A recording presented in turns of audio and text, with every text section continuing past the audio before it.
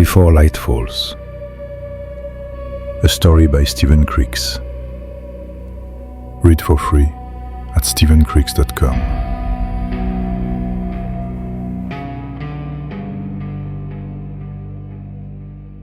Chapter 11. Daniels, if you copy, do not proceed into the tunnel. The Black Veil. It's right at the exit. I'd forgotten rank. I'd forgotten everything else. I was screaming into the walkie-talkie like a madman. But the radio stayed dead. Not a breath. Not a crackle. I slammed on the brakes. The Jeep screeched to a halt. The convoy behind me jammed on their brakes too. A chorus of squealing tires and coughing engines. Cooper jumped out of the truck, rifle slung over his shoulder. Sergeant, what the... He stopped. He looked up, and I watched his face fall apart. He just realized it. The Black Veil was advancing in front of us too. Holy shit. The night was gaining ground, from north to south, from east to west, everywhere. Clara took my hand. Her fingers were ice cold. She looked at me like a lost child, eyes wide, unable to mask the raw terror crushing her heart. We can't escape? I didn't answer. How could I? I couldn't feel my legs anymore. My throat was locked tight. No communication with Daniels. Nothing. I knew what that meant. Daniels, his men, the civilians, the entire convoy might have just vanished into that soundless, lightless, returnless void. See you on the other side, Grant. The colonel's words echoed like a last message from a dying world. The Black Veil kept coming, slowly, but with the inexorability of a tide of darkness.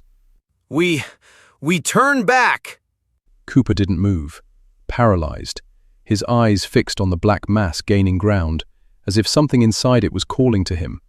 His lips trembled, unable to form a word. Cooper, wake up! We're heading back to Henderson, now! He blinked, like he was waking from a waking nightmare. Then he took a sharp breath, pivoted, and climbed into his truck with jerky movements. I felt Clara squeeze my hand even tighter. The convoy turned around. Engines growled, hesitant, like frightened beasts. And we drove back toward the night, fleeing the night. Clara watched the road behind us, then the one ahead, as if searching for an exit that didn't exist. Steve, it doesn't make sense to go back to Henderson. I'm trying to buy us a few more hours. She looked at her hands, head down. What's the point? Clara replied calmly, even though her voice betrayed her. I kept my eyes glued to the road, but my mind was gone. A smell came back to me. Kerosene, burnt blood, dirty snow mixed with earth churned up by shells.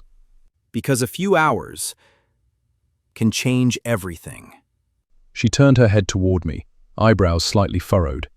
She didn't understand where I was going with this. In Korea, I had to hold a position. Hill 409. We were pinned down behind an embankment, two poor bastards with me, nailed to the ground by the North Koreans shelling us non-stop.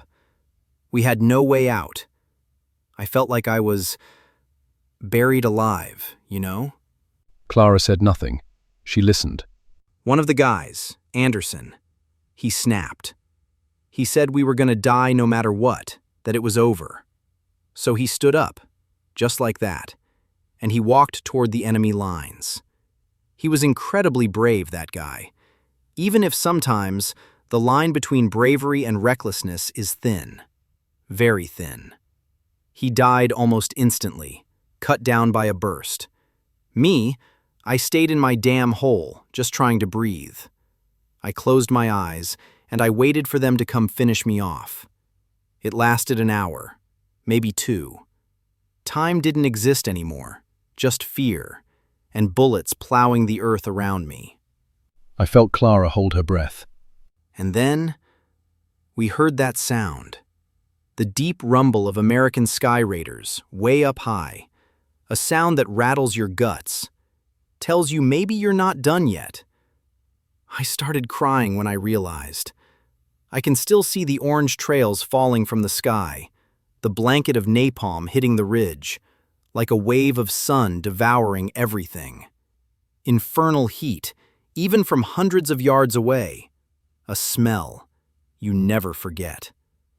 And in that hellish chaos, the only thing that saved us was holding on for 2 more hours. Clara stared at the road unrolling before us, hands clenched on her knees. And this time, who's coming to save us? I stayed silent for a moment, deliberately absorbed in driving to buy a few seconds. But the truth eventually caught up with me. I don't know, Clara. I really don't know. She nodded, just once. Not a sob, not a tear, just a silent acceptance. We arrived in Henderson 15 minutes later. Civilians climbed out of the trucks, dazed, haggard. Sergeant, why did we come back? What does this mean? Where do we go now? A human hive formed around Clara and me. Faces pushed in closer, volume rose, voices trembled. We thought the black veil was moving south to north. We were wrong. It's coming from all sides. A silence fell. We can't run. First, a murmur rose from the hive, then a scream, then another. Nerves were snapping. And then Branson, the pastor, stepped forward. He didn't speak loudly, but his voice carried strangely far. My brothers, the soldiers did everything they could to help us. Do not blame them. He turned to me, then to Clara, then to the crowd. They risked their lives for us. Bless them for all they have done. But now, only the Almighty can spare us, if such is His will. A shiver ran through the crowd. Not fear, a mix of shock, submission, resignation. Branson continued, voice deeper, steadier. Our strength is our community. Do not let fear divide your hearts. We are the Lord's sheep, and He will not abandon us. He swept the crowd with his gaze, like a father gathering his children. So, let us gather, all together. The gym is big enough for those who remain, and that is where we must be, united, not scattered. We are going to pray, together, and wait serenely for God's decision. No one dared contradict him. Like a single body, the crowd turned toward the building. Even the soldiers seemed relieved to have a direction given.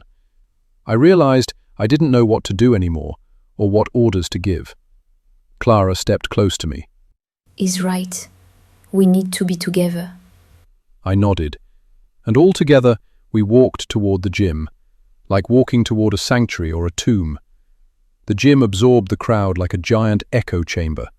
Footsteps, whispers, muffled sobs, everything mingled under the flickering neon lights. The smell of dust, old floorboards and fear saturated the air. In a few minutes, the gym found its shape, like a living organism reorganizing its limbs in a last survival reflex. Strange to be back here, her and me. This was where it all started. The first night I felt alive, truly alive. And maybe it would all end here too, with her. In the center, near Pastor Branson, the believers were already gathering. A hesitant circle at first, then denser. Hands seeking each other, taking hold, squeezing tight. Heads bowed, lips moving in a breath. A low prayer, trembling, almost whispered, was born and spread like a shiver. Further away, families huddled against each other, forming little islands of human warmth. Women, nestled against their husbands' shoulders, rocked their children without even realizing it. Along the walls, others sat down without a word. Motionless silhouettes, legs pulled up, arms around their chests. They weren't praying. They were watching the windows, fascinated, terrified by the way the night seemed to thicken before their eyes. As if the darkness was pressing against the glass, waiting for someone to let it in. The soldiers remained standing.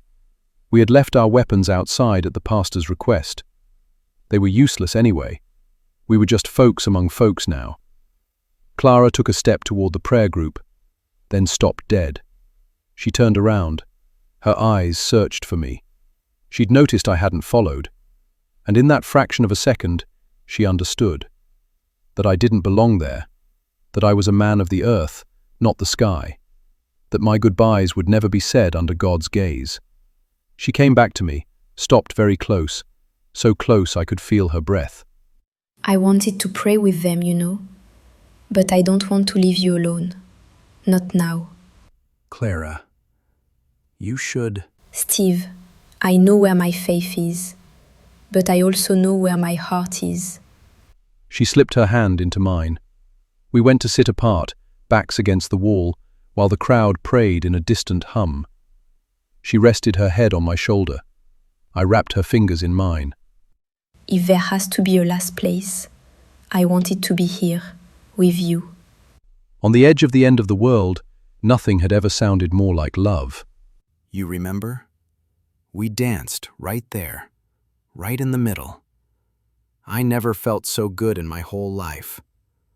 So if it has to end, I'm okay with it being here. Me too. Everything changed that night, and I don't regret a thing. I leaned toward her, and our lips found each other, slowly, as if the rest of the world had already gone dark. I don't even know your last name, Clara. Miller. Clara Miller. I nodded, like it mattered. Like in the middle of everything disappearing, it deserved to be known. I love you, Clara. She smiled. I love you too, Steve. Clara rested her head against my shoulder. We stayed like that for a while, huddled together, without a word. Just the sound of our breathing mixed together. Just the feeling of her warmth against me, like the last living thing. You think we would have been happy together? You mean get married? Have kids? Yeah. I think we could have been happy. I would have loved to have children. It's strange to tell yourself that won't happen. What would we have called him? Our kid. Michael, I think. Like the greatest of all the archangels. If it's a boy. Michael, yeah. She closed her eyes. A tear fell. I caught that tear with my fingertips, as if to hold it back before it reached her heart. I was still holding Clara tight when I saw it coming. The night. The real one. It slid through the windows, seeped under the doors, fell from the ceiling like a silent tide, a darkness that left no shadow behind it. There was no panic, no screams, nothing. Silhouettes vanished in silence, like being erased one by one from a painting. A hand, a face, a breath, then nothing. I remember Clara and I looked at each other, there, in the middle of the gym, alone in the world, suspended out of time. The void finally reached us. I saw her face fade, as if someone blew out the light around her. Only then did I call out to her. Even my scream remained silent. Clara!